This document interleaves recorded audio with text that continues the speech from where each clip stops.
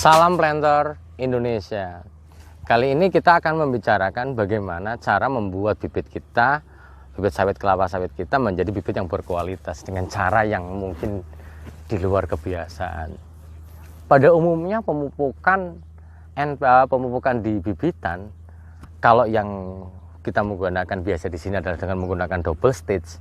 Stage yang pertama adalah bibitan dengan menggunakan baby bag ukuran 14 x 22.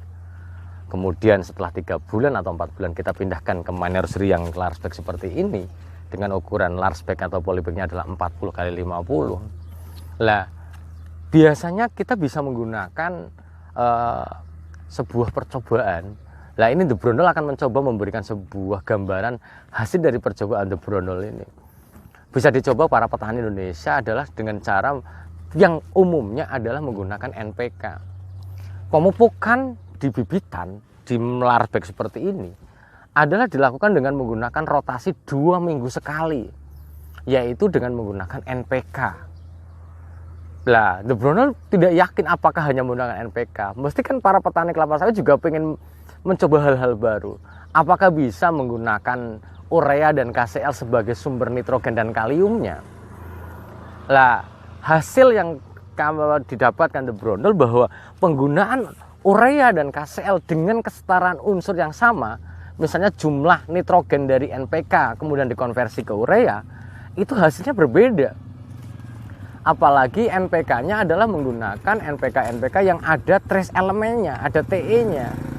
Sehingga harus ada campuran bahan lain yang mana supaya daunnya kembali bagus. Contohnya, penggunaan urea dan KCl yang sudah digunakan di bibitan, urea secara langsung itu akan membuat bahwa daun terlihat lebih kusam dan dia lebih keras. Jadi kalau diginikan dia akan kerebek.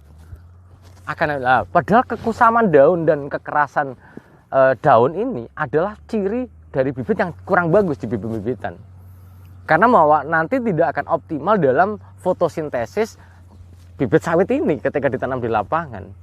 Sehingga The Brondol mencoba menggunakan campuran bahan, yaitu adalah menggunakan monosodium atau mononatrium glutamat ini.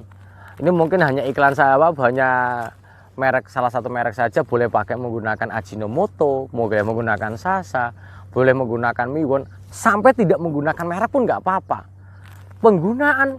Penggunaan monosodium glutamat atau mononatrium glutamat ini ke dalam bibit bisa diaplikasikan adalah 3 hari sebelum memasukkan urea dan KCl-nya.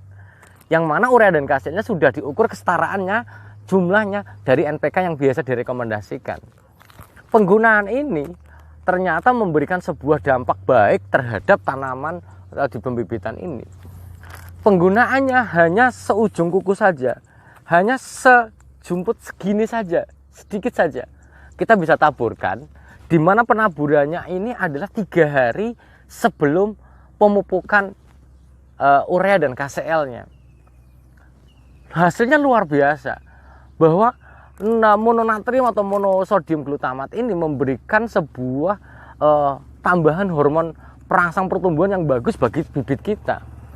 Ternyata setelah diaplikasikan selama 2 minggu, maka bibitnya setelah 2 minggu akan memberikan aspek dari bibitnya sudah mulai dia lentur daunnya dan dia sudah mulai memberikan warna yang semengkilat. Jadi kalau ini diaplikasikan kepada para pembibit kelapa sawit, apalagi dengan orientasi dijual, silahkan bapak-bapak dicoba atau ibu-ibu coba di dalam pembibitannya. Bisa menggunakan contoh dulu misalnya 5 sampel dulu. Buktikan perbedaannya. Ternyata bahwa penggunaan ini juga akan memperlebar kapasitas dari tanahnya. Di mana hasil pengukurannya adalah bahwa penggunaan KCl itu adalah akan berimbas kepada bonggol yang lebih besar. Bonggol yang lebih besar juga ini adalah bagian dari kualitas bibit yang baik. Sehingga yang harus dilakukan adalah bagaimana membesarkan bonggolnya. Ternyata KCl bisa membesarkan bonggolnya ini.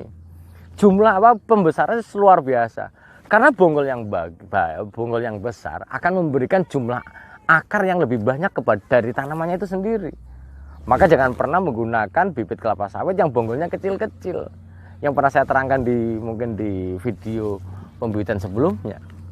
Jadi kesimpulannya adalah para planter Indonesia bisa dicoba silahkan dengan menggunakan monosodium glutamat atau mononatrium glutamat untuk pembibitan kelapa sawit. Karena pembibitan kelapa sawit ternyata melakukan respon yang baik terhadap penggunaan monosodium atau mononatrium glutamat dengan aplikasi 3 hari sebelum pemupukannya. Silahkan mencoba dan mohon saran dan kritiknya akan kami terima. Terima kasih. Salam planter Indonesia. Ini kita akan membicarakan penggunaan dari monosodium glutamat atau mononatrium glutamat alias micin ini. Penggunaan ini ke dalam bibit ini adalah bibit berumur 5 bulan. Misalnya kita mau mengaplikasikan urea dan KCl yang sudah disetarakan tadi berdasarkan NPK-nya, dengan cara kita tabur aja. Ini ditabur merata saja seperti ini. Di sini, di sini. Sedikit aja, hanya segitu aja. Penggunaannya adalah 2 minggu sekali, 3 hari sebelum pemupukan menggunakan KCl dan urea. Nanti efeknya pada umur sekitar 8 bulan, ini udah mulai besar ini. 9 bulan nanti bisa dibuktikan bahwa bonggolnya dengan menggunakan KCl, bonggolnya sangat-sangat besar dan perakarannya kokoh. Kemudian daunnya tidak keras. Nah, ini keras ini, tidak keras dan dia berwarna lebih mengkilap daripada biasanya. Sehingga cocok untuk digunakan untuk para pembibit kelapa sawit yang akan digunakan sebagai bahan tanam untuk dijual kembali. Terima kasih.